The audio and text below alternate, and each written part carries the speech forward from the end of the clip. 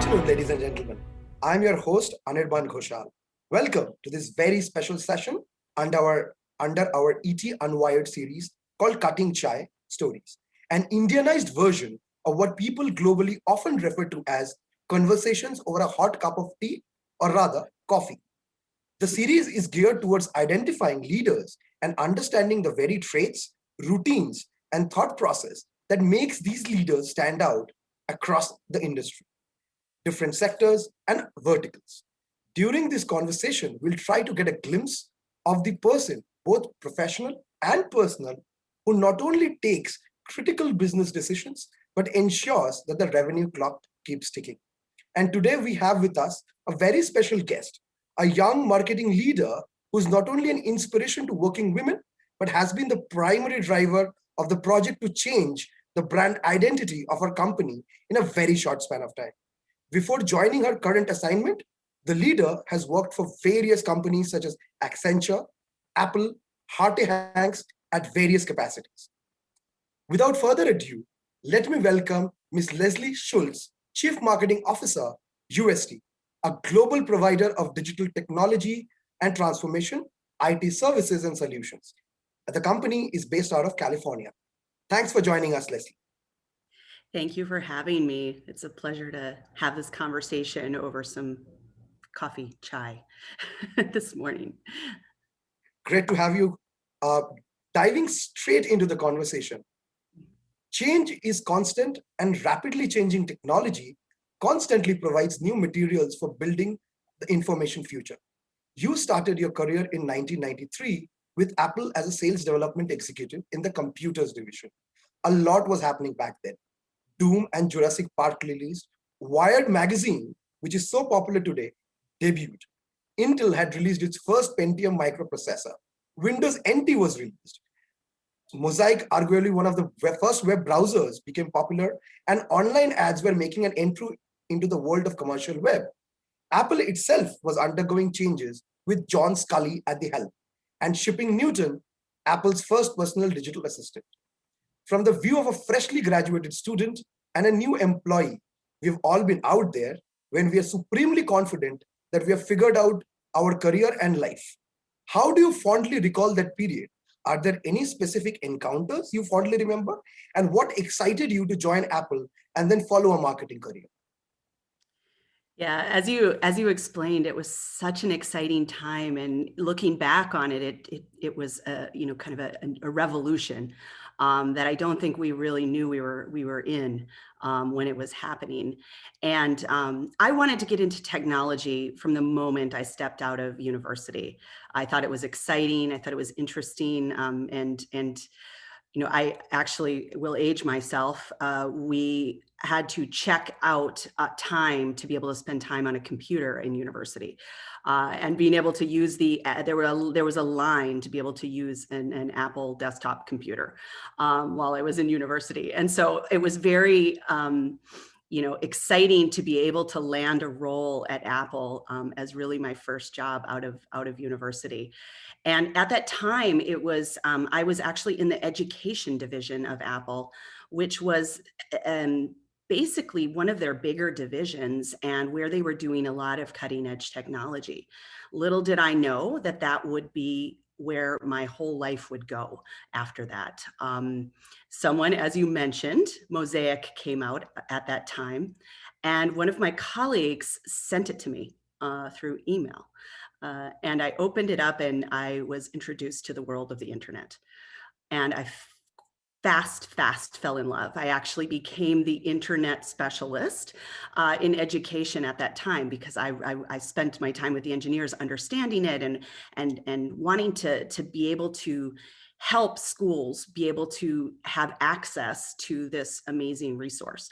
So we were actually tasked with putting together infrastructure to build internet networks within K through 12 and higher education institutions. So that's really how I started my career, was in technology, even though I had a marketing background. And so it was the curiosity and the interest and pursuing that was actually what led me to where I am today. obviously you said, right, that there's a huge, I mean, there's a lot that changed, right? As you said, that people would queue up to just use a computer, right? And then look at us today. We have computing devices, at the power of In our our palm, right? Yeah. So obviously the next question, would be compared to what was happening back at 1993. What has changed, and what advice would you give to students or aspirants looking to follow a similar career trajectory? Yeah. So everything has changed. So much has changed, but then things haven't. From a marketing perspective, and from a career and from a work perspective, things are still the same in terms of the importance of curiosity, the importance of getting just exploring things and finding things that match your interests, building teams, working together. All of those things remain the same in terms of being able to drive towards success. Um, from a change perspective, though, it's really required. I know this is probably back then. There was a book called "Who Moved My Cheese" or "Who Moved the Cheese," and that was something that was like required reading in a lot of my roles and in a lot of companies. Cheese is being moved every moment these days. So it's being able to adapt and be agile and being able to move quickly and to know that things are going to change. It's just the rule now, and they're going to change fast. So I do see change happening much more quickly now than it did back then. But when you think about it, if you roll with the change, like we have over the last 20 years, exciting new doors open. So from a a new person, a new university graduate, someone new in their career, I would say it's explore. Find things that meet your passion. Look at things that are changing, because that's probably where we're going to go, and then just go out and do it. Moving a little bit, from the aspect of marketing, really, it's in general, it's very difficult for women to sort of fit into any corporate, you know, I mean, we've seen enough anecdotal evidence, or rather factual evidence for that. And even more so, there exists a sort of a stigma that this practice is more so in the advertising and marketing space. I mean, I think the better proof of that is the series Mad Men, right?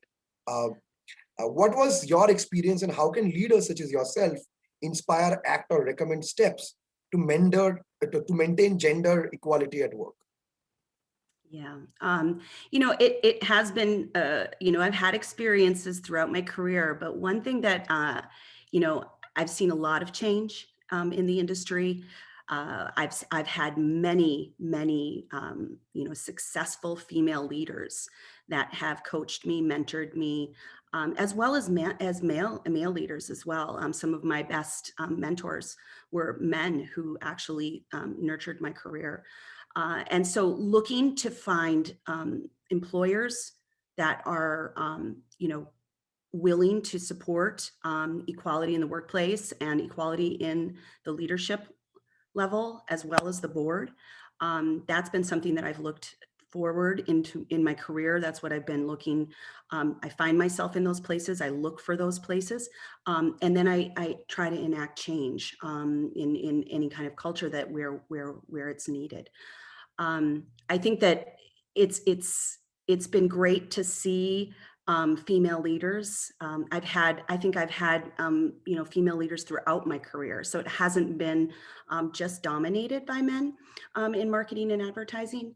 I think what's been a great kind of change, and we've seen it with the pandemic, is there's it's more human now, and it's more the equality feels better because we're all required to actually blend our personal and our work lives.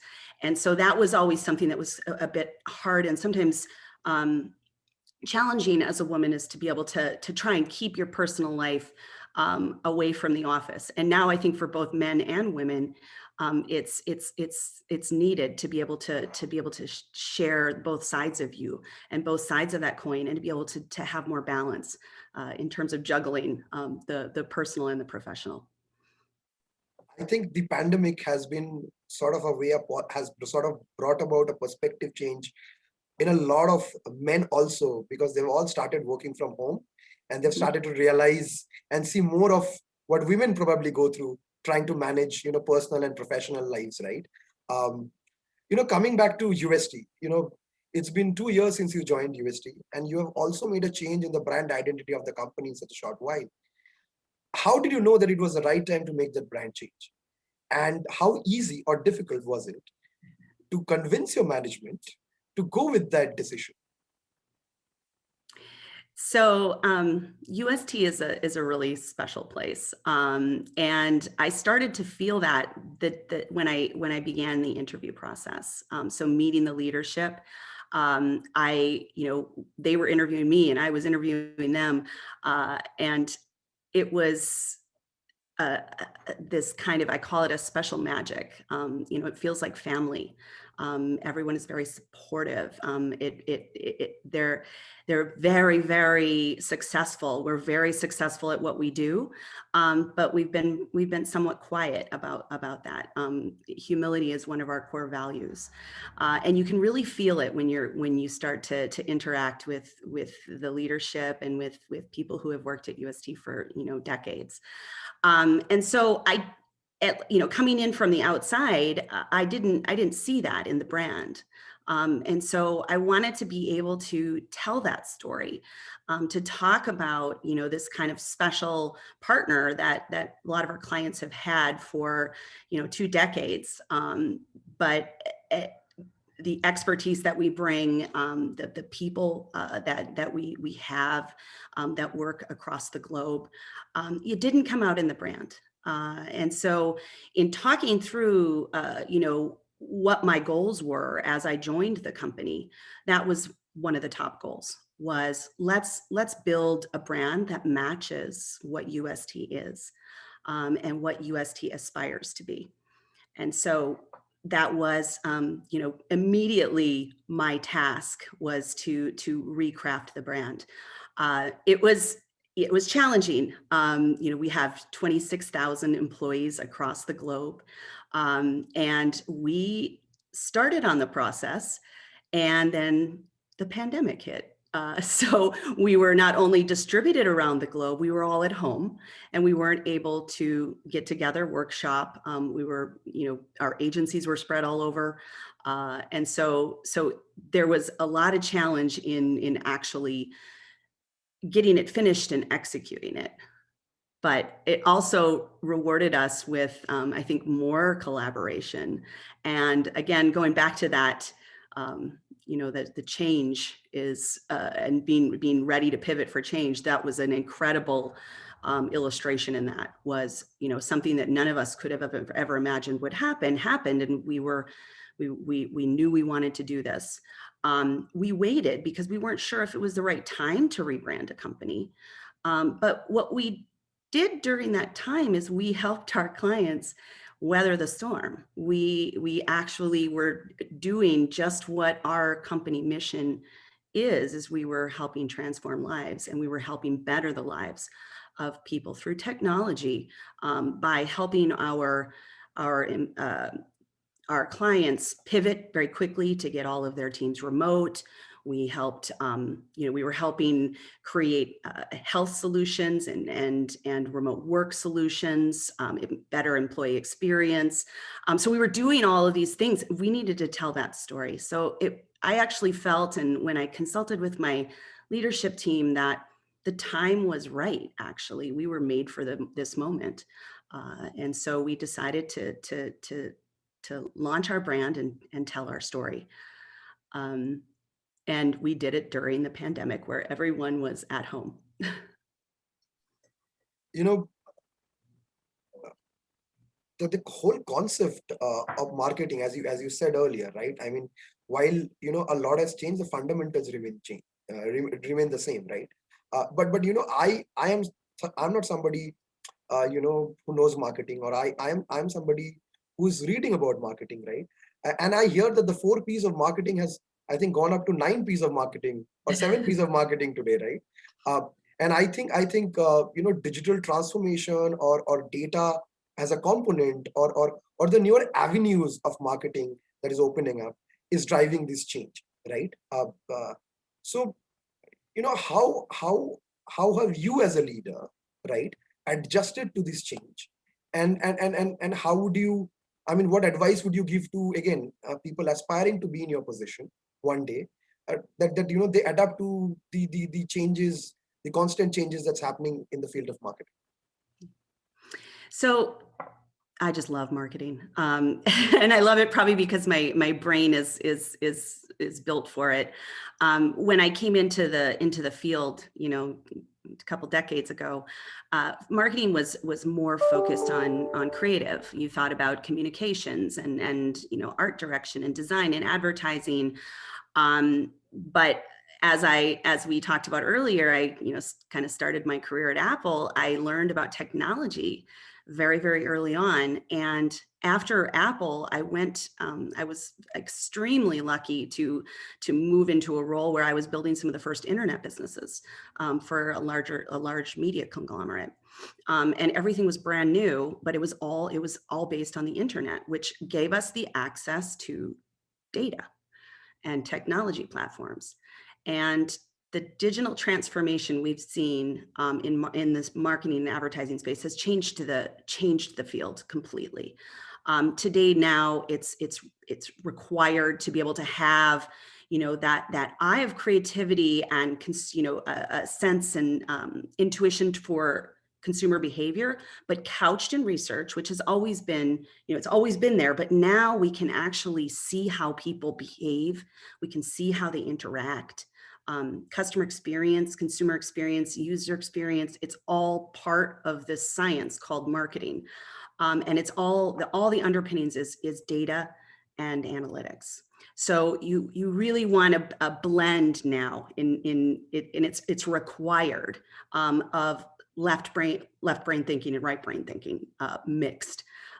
It's an art and a science, and it's actually really exciting. The things, the developments in the field. It allows you to be more effective. It allows you to see what works and what doesn't, and that's something that's a really, really fun part of marketing. And when I came into UST, that was one of my second priorities after brand, because brand is always one of the most important things when you're transforming a company and transforming a marketing function. But then you have to be able to activate it. And so we built a world-class technology foundation for the activation of the brand. So we have data, we have insights, we have a technology stack just for our marketing and sales teams, and all of that stuff is today for a university graduate or somebody wanting to grow in the field. It's just table stakes to be able to understand how that works. And thinking about when you're becoming a leader, how are you going to create the resources for that, find the right people who know how to operate in that environment, and then make sure that you have the right foundation to scale. Interesting you say that, that it's table stakes today. But I believe that we, I mean, we can access, there's so much of information flowing in, right? Social media, newspapers, whatnot, right? Has it made the job of a marketeer even tougher when it comes to this information overload phenomena? And especially after the pandemic, when marketeers are virtually walking on eggshells because they have to be very careful about their branding, about what the customer really is looking at, right? Yeah. Do you think it makes a marketeer's job more tough? It makes it tough, but I see it as an opportunity. Throughout my career, it's always been, and it actually started when I was at Apple. I was able to talk to customers all day. And as a marketeer, you want to be able to understand the customer. It's the critical thing to be successful in marketing and advertising, is understanding their needs, their pain points, friction in their, whatever kind of experience that they have in their life, or a need that needs to be met. So with the data and all of those signals and everything coming in and the technology, you can start to have a really good insight into your customer and into people. Which maybe it was harder back then. You had to do these very large research studies, and you had to do focus groups, which weren't very effective. Today, you can do that. Now, it is challenging to create the right technology infrastructure and data infrastructure to be able to parse through the noise and find the things that matter. But once you get that set, which is why it's really important to build that infrastructure, it actually is an opportunity for you to just be able to serve and know your customers better, and try and anticipate their needs. You know, I guess you agree with Albert Einstein, who said that crisis always breeds opportunity. Switching gears here, Leslie. A good leader always has a balanced approach towards life. So, Mhm. what does a day in the life of Leslie looks like, and what do you do during the weekends, and what are some of the fun things that you do? I mean, what keeps you sort of, or what helps you to stay focused at work? Yeah, well, I have a 12-year-old daughter, so a lot of my time outside of work is spent being a mom. And so, I think that's, and of course, like I love my role, I love my career, but she comes first. So we spend a lot of time together. I would say I would have to talk about my day in my life pre-pandemic and now today, because I don't do as much as I used to. I think a lot of us have slowed down a lot. Prior to this, I loved, a balance for me was actually getting away, going on an adventure, going on a hike, shutting the laptop down, getting the screens out of my face, and spending some time in the woods or at the beach, and just getting away. So we used to do a lot of that, and I did a lot of that before we had to stay a little bit closer to home.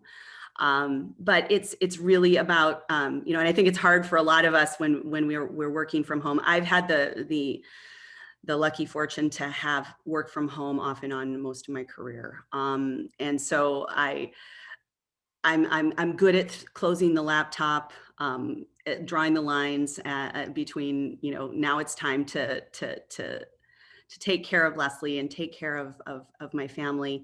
And we cook together, we, go on adventures together, we see friends when we can, outside right now. And I think I love to balance it with, like, reading out of a paper book, making exotic meals, or paging through a cookbook and trying to find something new and adventurous to make, and then still getting out, and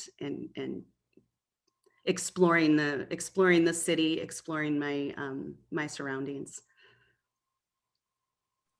I think very very wisely said, and I think entrepreneurs such as Mark Cuban and Kevin O'Leary has repeated, I think, on Shark Tank, that moms are the busiest persons in the world, right?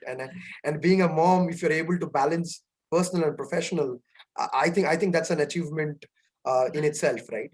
Um, uh, so moving on, Leslie, you have also donned the hat of an entrepreneur. Once during while switching between organizations during your career. So what sort of led you to take that leap of faith? I mean, you could share with us an anecdotal piece probably from your journey that has helped you to become a better leader, a better person. Yeah, I would say that, being an entrepreneur, I highly encourage anybody to do it, because it gives you a different view into building a business. You have to wear all the hats. And I think the biggest learning from entrepreneurship is the grit that you have to have to be able to succeed. And so I think that, when I look back on, I have a couple times where I did it myself. And then I also had a part of my career where I helped build a company from the ground up, where, all I had was a cell phone and a vacant office space. And they said, go do it. And that was what I learned from it, was you get to just go do it, and you have to go do it. Otherwise nothing gets done. And so I think that the grit that you learn from those experiences, the ability that you see and that you can find in yourself. Maybe you think, oh, I couldn't do that. I don't know anything about that. Well, you learn how to do it. And you learn how everything kind of fits together, and what's needed. It's also a great exercise in understanding different personalities, understanding how to motivate people to just do it. And so I highly encourage, people to at least try. It's not for everybody to stay in. I always say that I'm going to continue to, go in and then go out. So later on in my career, maybe I'll start something up again. But I actually, at UST, one of the things I loved about the company is I call it a big startup. We've been around for a while, but I still feel it has that startup culture. And we have startups within a startup. So it's still, we're still able to do that. Somebody maybe they don't get a big old bulky cell phone. They just are given the go ahead by leadership. Okay, you think that that's what we need to build? Let's go build it. And that is a really great spirit to have, and experience to have. A lot of people over a lot of years have kept saying that grit, determination, and the right amount of crazy is what gets the jobs done, right? It's I true. think, I think, I think that was your message. Uh, uh, I think anybody who's listening in, watching in, would like to take that message. With that, we come to an end to the interview. Thank you so much, Leslie, for joining us and giving us time. Hope to catch you soon and more. This is Anirban signing off. Thank you.